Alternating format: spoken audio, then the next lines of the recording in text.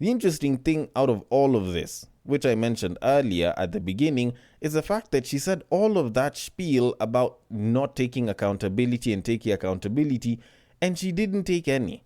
She didn't say whether it's right or wrong. She didn't refute the fact that a lot of women don't have a tendency to take accountability. She basically just tried to take a dump on the idea of accountability itself being used on women, of which the reality of it is, the royal penis is clean, Your Highness. welcome to the Breakdown Podcast, where I talk about love, sex, and relationships from a guy's perspective, as well as a bunch of other guy shit. The man on the mic is a man who likes his women the same exact way he likes his yogurt. He is also a man who used to believe that bukkake was a Japanese form of martial arts. It is none other than your tall, dark, and mildly handsome man, Sir Denver B. I am here to speak not just to the men, but to the women. Yes, I talk about guy shit, but sometimes I like to talk to the ladies, or I like to speak for...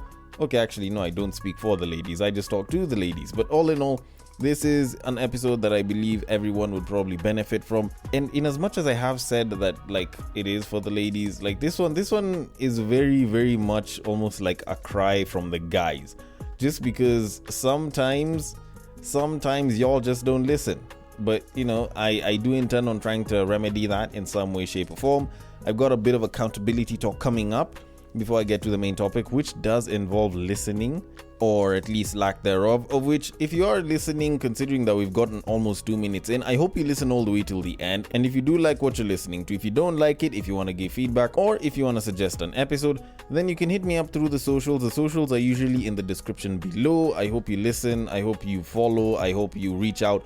The DMs are always open, and I would be more than happy to handle your cases accordingly and your sentiments. Now, I want to get this show on the road, and to kick things off, I want us to talk about accountability, something that some women just have not heard enough of or have not had to practice, but all in all, it is a term that is becoming more and more common today. Now, I recently stumbled across a video on IG of a particular female influencer that likes to speak to women about matters love and sex, and she, for some reason, seemed to have a problem with the A word. Now, I am going to play the clip, then I can give my thoughts on it, because I found that what she said was particularly interesting, not in a good way, but just kind of highlighted the problem in point. Like, it was a very, very fine case of them having an issue with it and not doing anything to resolve said issue. But let me just let the clip play, so without further ado...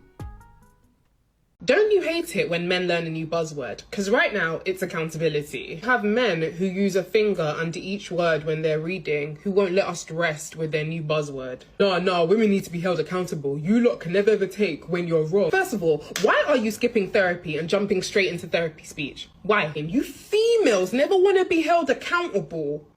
Some of them are not even using it properly. They're using it as a weapon to make out like women and never take ownership for their mistakes. Talking about women need to be held accountable. Accountability is about owning your behavior and taking responsibility for your actions, which is hilarious because if you look at society as a whole, historically, shouldn't it be men that should be held accountable?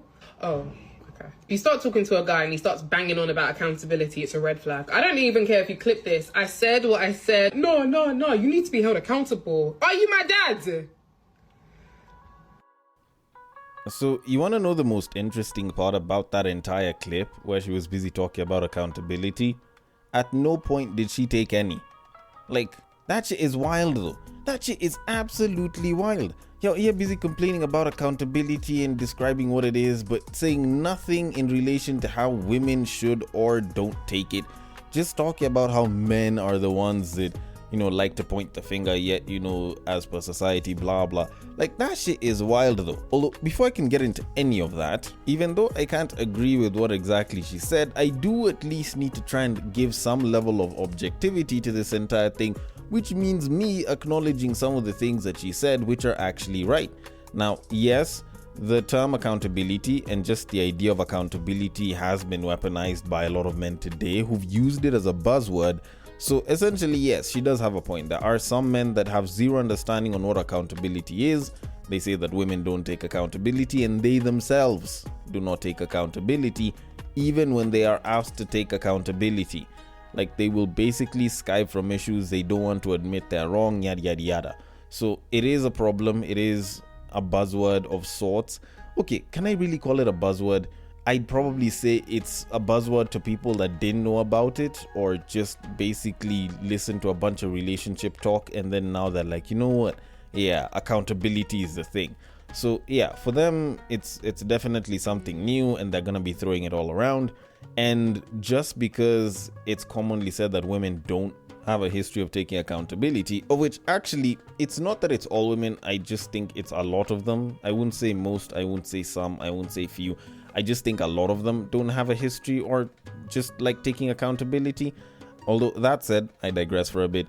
Even though people will say that a lot of women don't have a history or just don't know how to take accountability, I don't think that you throwing it to their face and you yourself are not taking accountability really makes sense. That's essentially a case of hypocrisy. It's like accusing someone of being a hoe, yet you also fuck around for the money. So essentially, she was right in that case. There are some men that weaponize it, and there are some men that just don't understand what accountability is, and they just use it in a very haphazard and very, very reckless way. But with that said, the interesting thing out of all of this, which I mentioned earlier at the beginning, is the fact that she said all of that spiel about not taking accountability and taking accountability, and she didn't take any. She didn't say whether it's right or wrong. She didn't refute the fact that a lot of women don't have a tendency to take accountability. She basically just tried to take a dump on the idea of accountability itself being used on women, of which the reality of it is accountability is just taking responsibility for your actions and your behaviors. And if there's anything that a lot of, I'd probably say, online society is basically trying to push nowadays, it's the idea that provided you can just like gloss over an issue and move on, you don't necessarily have to take accountability. You know, like you can go through the bad publicity, but eventually some people will forget it, or, you know, provided that you can just cover it up with something else, you know, it'll kind of be forgotten. And honestly, that's a huge pack of bull. Like, the idea of admitting that you're wrong, much as it might suck, much as it'll feel like you taking an L, at the end of the day, is very, very important for you to accept and grow and move on. But if you're not taking accountability and you're willing to die on a hill, knowing full well that it's a fucked up hill that you're dying on, that shit doesn't really help you in a sense. Yes, it can help you win an argument today, but it doesn't help you grow as a person for tomorrow, next week, and in the near or even far future. So the idea of taking accountability is deeply rooted in just taking responsibility for your behaviors. Now, I do know that there's a lot of talk about women not being particularly good at taking accountability, and I can kind of get where that's from. Women tend to have more of an external locus of control. Men tend to have a more internal locus of control, where essentially, if I can just explain it very quickly, it's the idea that we look at the environment and the shit that happens to us, and we assume, or we basically believe for us as men, that the problem is us and it's well within our control, so we should do something about it. With women, it's the other way around, whereby whatever it is that's happening, they will look at it and they will say that it is the problem of those that are outside of their control and they need to change, not them. Now, that is something that is commonly noticed, and yes, if you have an external locus of control, then it becomes hard for you to take accountability because it's just not in your forte. Like, granted, I'm not saying that all women don't do this. There's a lot of women that do. And yes, the whole thing about history and how men haven't taken accountability, I do think that most men, at least most good men, have a particularly good history and track record of taking accountability. Sometimes you just have to admit, look, we fucked up. And even though we don't necessarily admit that we fucked up, we actually implement changes to our fuck-ups, all right? But the issue here isn't about us taking responsibility for our fuck-ups or us being accountable. It's the idea that people just don't like taking accountability nowadays, more so women, or at least, as I would say, more so some women. And the truth of it is, if more women took accountability for their wrongs and took accountability for their fuck-ups, then we'd probably have less fuck-ups because they would be less inclined to fuck up again. Because that feeling of taking an L, it can very easily push you to not commit a fuck-up again, all right? And this can come from whether you're dealing with petty arguments between you and your partner, to just, you know, general stuff that happens to you out here in these streets, to even massive situations that can affect your love life, your career life, and even your personal life. Like, if people took accountability for their wrongs, more often than not, you would actually find that we would probably commit less of those fuck-ups. And even if we didn't commit less of those fuck-ups, it would be easier to maintain some of the relationships that we have. Just mainly because when you admit that you have wronged someone, it's easier to repair a bond with them. And for some people, doing that can erase a lot of fuck-ups that have happened. And for other people, even though it doesn't erase those fuck-ups, it actually just makes them feel better because they're not outrightly being looked at like the problem. Although, then again, considering that I do not have a vagina and I do not entirely understand female dynamics, maybe I might be wrong about this, although I do like to think that I might not be wrong with this one. Either way, I'm going to leave it at that and move it on to our main topic of this episode. Now, while I was on Reddit sometime last week, I stumbled across a particularly interesting post about a babe who was wondering if she is a pick-me-sha, or, for the people that may not understand that sort of online language, a pick-me, or, for people that don't understand a pick-me, the kind of woman or the kind of person that basically will kind of side with guys whenever guys' issues are happening and not necessarily choose to be with a gender that they're a part of, which usually more often than not is women. And it was actually a particularly interesting case of her choosing to support her man and the friends not being entirely in line with it, which did kind of spark something in me and reminded me of the issue of just dealing with your partner's friends, your woman's friends, and just female friendships and how they can actually be destructive to relationships. Now, I am going to get into the entire story that was on Reddit so that, I don't have to kind of speak out of context. So it says, and I quote, "Hi people, I'd like to hear your opinion on something that's troubling me. Yesterday, I was talking with some female friends and they mentioned I'm a pick-me-sha, a Barbara the Builder for choosing to stay with my quote-unquote dusty boyfriend. For context, I've been with my man for a year and 4 months ago he lost his job and I've been helping him out with the bills. It's been very overwhelming for me and I mentioned to them I was stressed a bit, but I didn't mind because prior to his loss, he always treated me well and spoiled me with gifts. He's been applying for jobs with no avail, but I believe he will bounce back because he's a hardworking man. It's just nothing is coming yet. My friend said when he starts doing well again, he'll abandon me because I will remind him of his struggle. Guys, I honestly feel like the girls are right, but I wouldn't want to leave my man when he's so down. Men, is it true that he might leave me when he makes it? And ladies, do you think I'm being a pick-me?" End quote. Okay, now, particularly interesting situation, and this is one of those situations where I would probably come in with a statement that I decided to edit because I had it originally with Kevin Samuels, where he used to say, "Single women keep women single." But I would probably change it up and say women keep women single, because it's not just the single ones that are keeping other women single or making other women single, even the ones in relationships. And I will kind of get to why in a little bit. But essentially, when I read this, it didn't entirely make sense to me, because when I look at it as a guy who has been in the dating market for a little bit, as a guy that is basically trying to build himself up, I honestly do not think that most guys, the moment they make money, want to drop their babe because, I don't know, they're a representation of the struggle they went through. If anything, there's actually quite a number of guys that would basically, even though you guys don't end up dating or don't end up together after the guy is up, these guys will basically spoil the women that stuck with them. Because that level of loyalty is very, very crucial in a man. It's one of the few things that he has when he doesn't have much. So going around telling a babe, drop your man because he's jobless and shit, just because he's not doing all that great, is not a particularly good thing. Because if she drops him now, and this is just a hypothetical situation, she drops him now, mans goes ahead, puts in the work, manages to, hit a lick somewhere, he's lucky, he gets a good job, or he manages to start something, makes very good money, and ups his life within, anywhere somewhere around a year or two. All of a sudden, when this baby's like, "I miss my man," these babes aren't going to start helping her craft a way to get back into this guy's heart or in this guy's bed. Like, they're the ones that look and they're gonna be like, oh, he was a shit ex, blah blah. But it's not like Shorty will know that he was a shit ex. She clearly said that this man used to spoil her.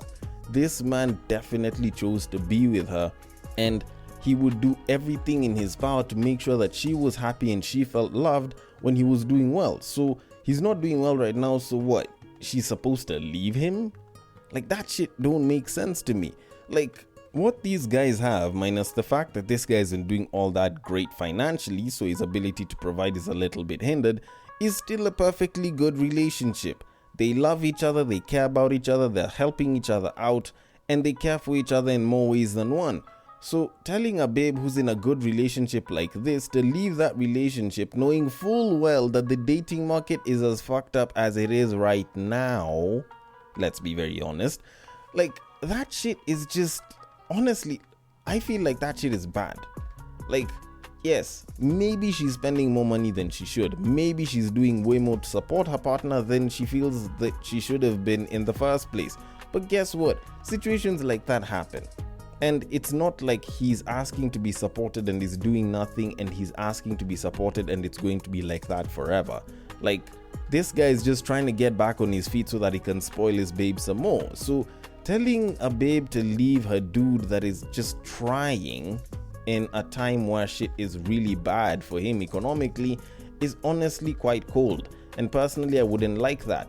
And the part that I find annoying is that explanation that they gave of, oh, he'll leave you because you're a reminder of the struggle.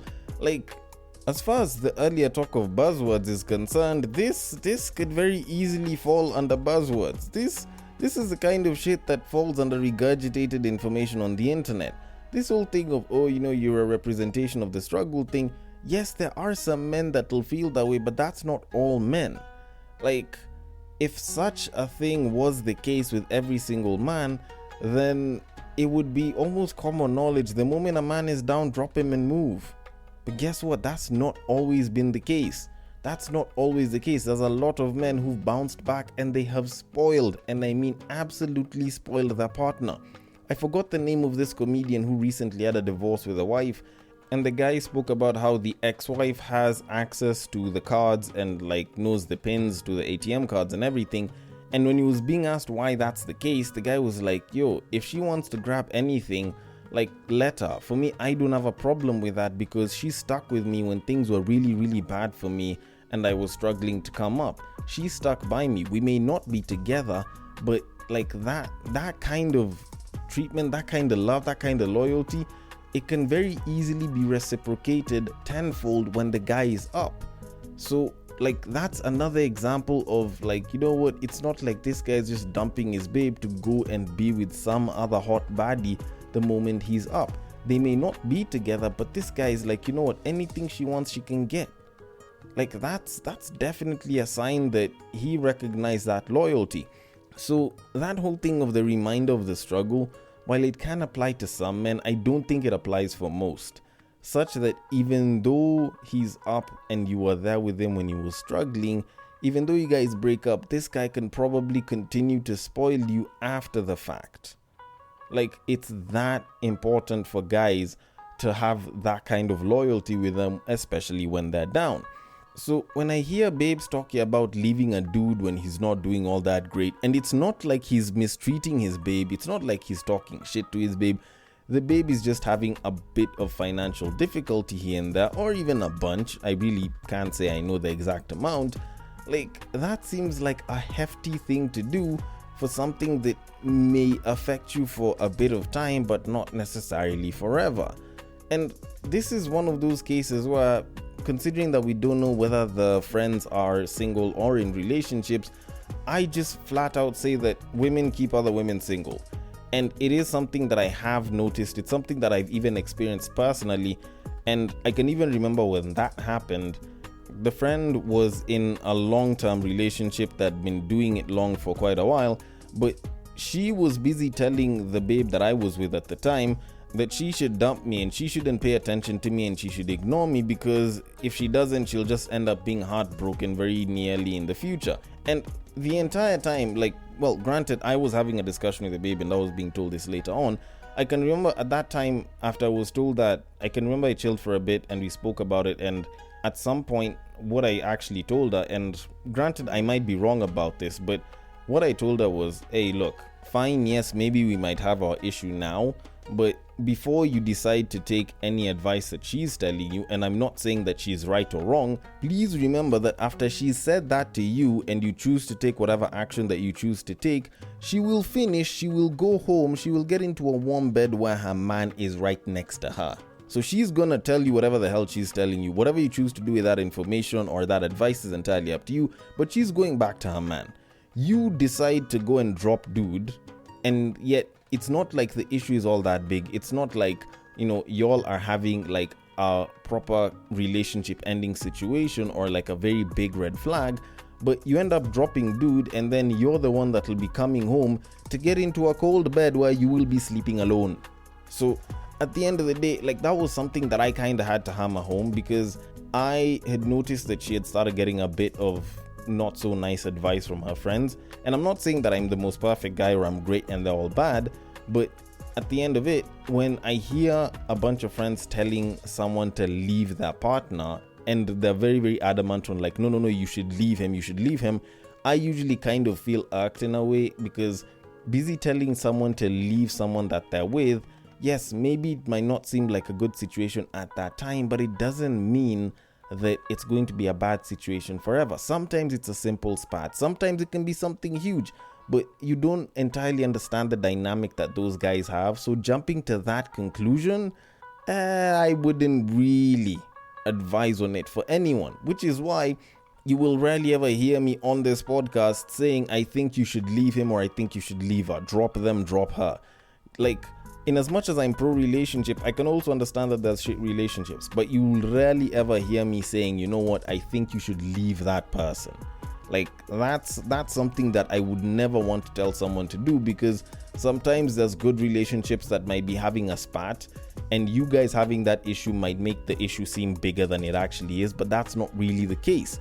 And while getting support and getting advice from your support system or your close friends or even just friends or even just acquaintances isn't a bad thing, you always need to ask yourself the kind of context that they're giving that advice and whether that is a good context. Also, what are their driving motivating factors? Are they constantly trying to get you to dump your partner? Do they always seem to have a problem with whichever partners you have? And is the problem your partners or them? Like, are they supposedly in bad relationships and they're always getting out of them, but they always seem to be preaching against getting into relationships or against whatever long-term thing is happening? Like, are they generally just negative people? Always ask yourself those questions, because sometimes, like, what it is that is motivating someone to say, I don't think you should date this person, or I think you should leave, or leave him, sis. Like, sometimes it's just a malicious thing. Sometimes you find that these babes are trying to get you to drop your man so that they can go for your man. Like, I know it doesn't happen as often for some people or for most, but it is something that can actually happen. And the female gender can be ruthless as shit. And honestly, that's some shit that's happened before for a bunch of different people. So if anything, I think women should be more scrutinizing of the kind of advice that they get from their friends and their support system, and the most negative advice should always be critiqued a lot more than the positive one. I know women nowadays will always talk about, you shouldn't be taking advice from much older women or women who've been in relationships for a long time, because they'll always lead you towards struggle and it won't be nice, blah blah blah. But honestly, I feel like some of them have very good tidbits, and I feel like some of them can actually give you a pretty good understanding of the situation not being as bad as you think. And this whole thing of like, leave him sis, like, while it can help you in some instances, it's not going to help you in all of them, because who says it and who advises it is probably a little bit more important than you choosing to leave the person or not. Because sometimes it's just people who are malicious. And to kind of conclude all of this, I, on behalf of the many good men that are out there, are going to tell the ladies this. Ladies, if you've got something good going, if you've got something great going, whether you have a minor spat or not, there's a pretty good chance that you sticking around with a person is probably a lot better than you leaving. Now, of course, I'm not saying that you should stick around in the event of abuse or just general mistreatment, manipulation, and like narcissistic behaviors and shit. But honestly, I do think that there are a lot of instances where the fix that you have and the problem that you have aren't as big as you might think about it at that time. So when someone is busy telling you leave him, sis, before you accept it as gospel or not, please scrutinize that information, because if you do not know if the person that is giving you this information is malicious or not, maybe, just maybe, you may need to hold off on that decision, because at the end of the day, you're the one to make that final decision. Because if you are to make that decision, you have to make sure that it is your decision, because it is your relationship. And most of the people that like to talk about your relationship are probably mostly going to be spectators.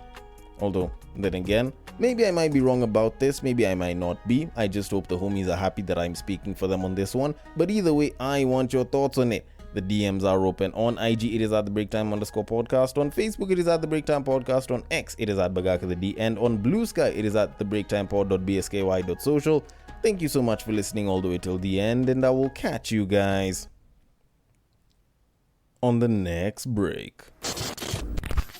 But what I believe is that if you put a pastor and a prostitute in one room, one is likely to convert the other.